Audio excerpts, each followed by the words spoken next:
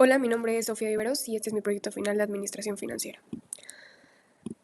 Pues en este trabajo básicamente se hizo un análisis comparativo de dos empresas, cada una cotizando su respectiva bolsa de valores y perteneciente a su propia industria. La primera es Gruma.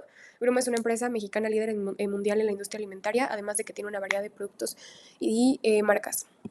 La posición en el mercado es que es líder mundial, además de que tiene una estrategia para expandir su presencia global, mejorar los procesos con tecnología y ampliar el portafolio para adaptarse a tendencias de consumo y salud. Como competencia tenemos a Cargill, a Archer Daniels Midland, a General Mills, a Bimbo y a Molinos Regionales. El análisis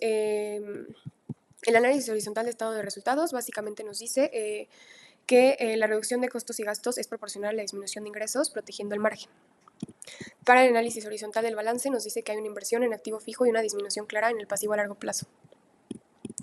Para el análisis vertical podemos ver que el costo de ventas representa el 62 y 63% de los ingresos y los gastos de operación se mantienen entre el 20 y el 25%. Ahora, para el análisis vertical podemos ver que en 2020 los activos circulantes dominaban el 59%, pero para 2024 se equilibró con los activos fijos con un 55%. El análisis vertical de pasivos, podemos ver que en 2020 la estructura estaba dominada por la deuda y pasivos y conforme fueron pasando los años, en 2024 el capital contable es el que predomina y tiene un 53% aproximadamente. En los ratios de solvencia tenemos razón circulante, que tiene una tendencia creciente y además de que supera el promedio de la industria, y después tenemos la razón de prueba ácida, que se mantiene igual estable y que sube en el último año. Para la razón de efectivo y la razón de flujo de efectivo, vemos que la razón de efectivo tiene niveles bajos, pero tiene estables, pero esto es muy común en este tipo de industrias como de alimentos. Y la razón de flujo de efectivo nos da una ligera tendencia a bajar desde 2020 y se estabiliza en 2024.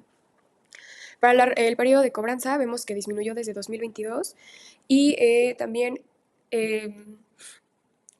el periodo de cobranza disminuyó constantemente desde 2022 y está muchísimo arriba del promedio de la industria. El periodo de inventarios subió y además que está como muy justo al promedio de la industria.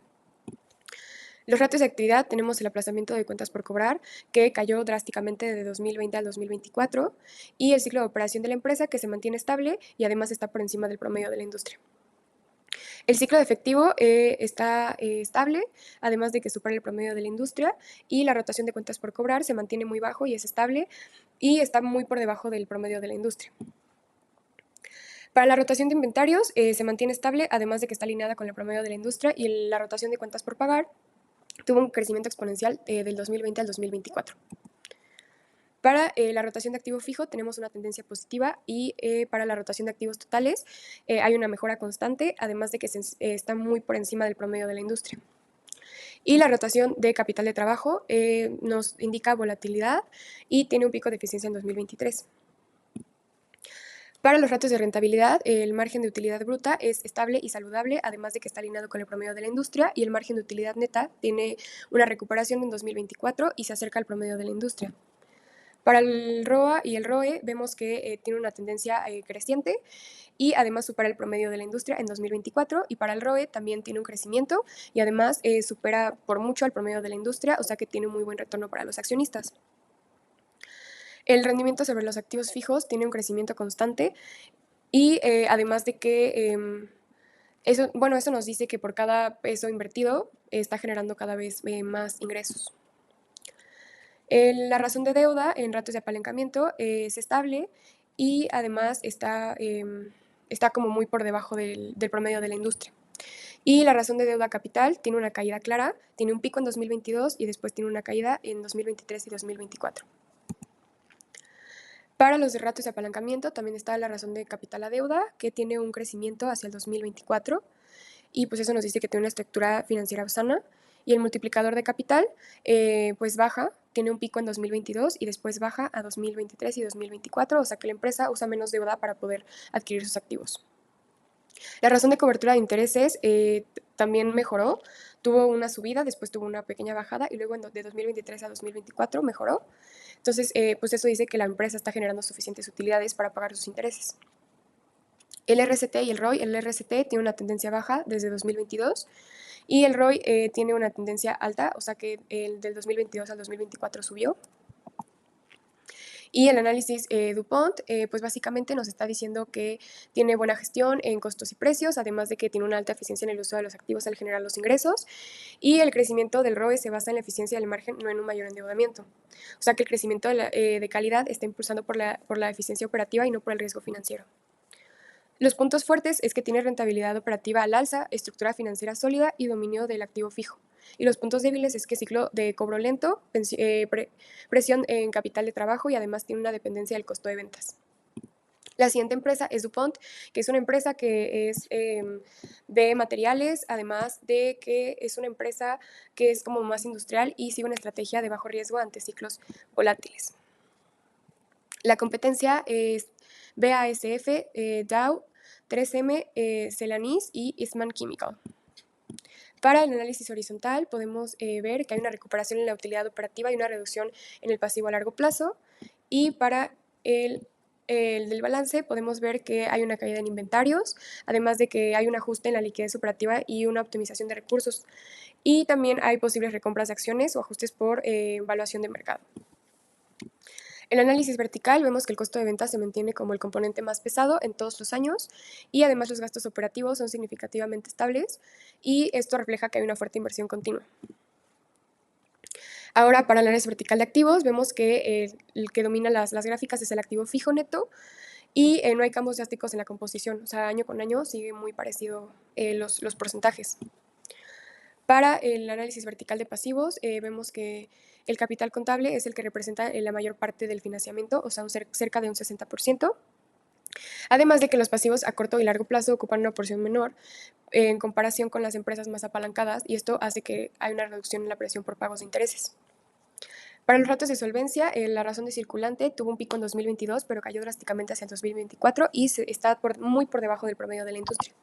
Para la prueba ácida, vemos la misma como el mismo patrón de caída en 2022 y además de que ahora está muchísimo muy por abajo del promedio de la industria. Para la razón de efectivo tiene un pico en 2022 y una caída en 2024 y la razón de flujo de efectivo también tiene un pico en 2022 y tiene una caída en 2024 y para el periodo de cobranza se mantiene eficiente y estable, pero está muy por debajo del promedio de la industria. Y el periodo de inventarios también es un poco estable. Bueno, tiene un pico y tiene una caída, pero después se estabiliza en 2024.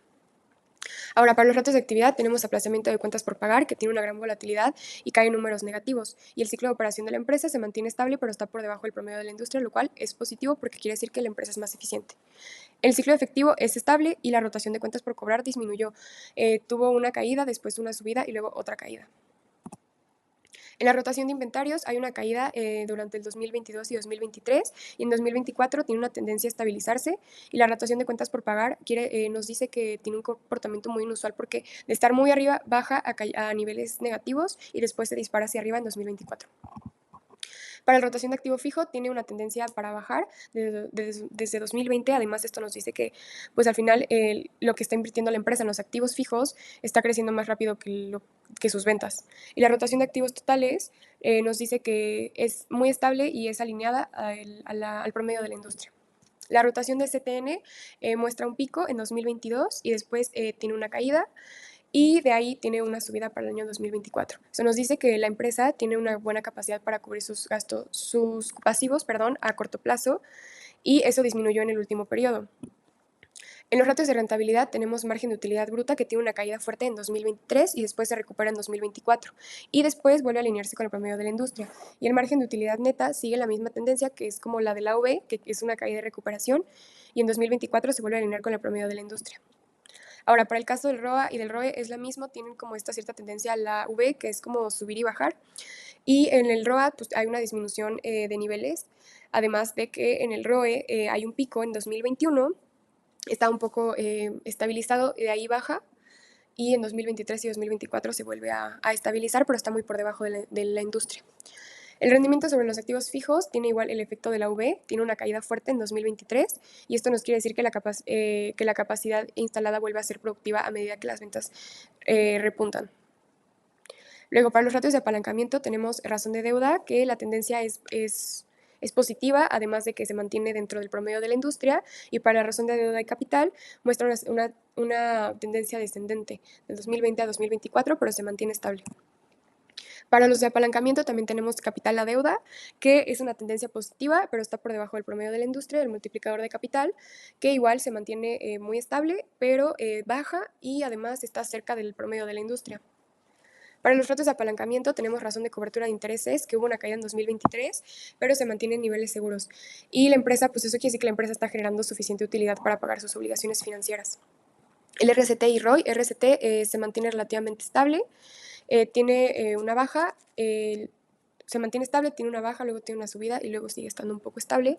Y el ROI tiene una caída súper abrupta del 2020 al 2021 y después empieza a estabilizar hasta el 2024.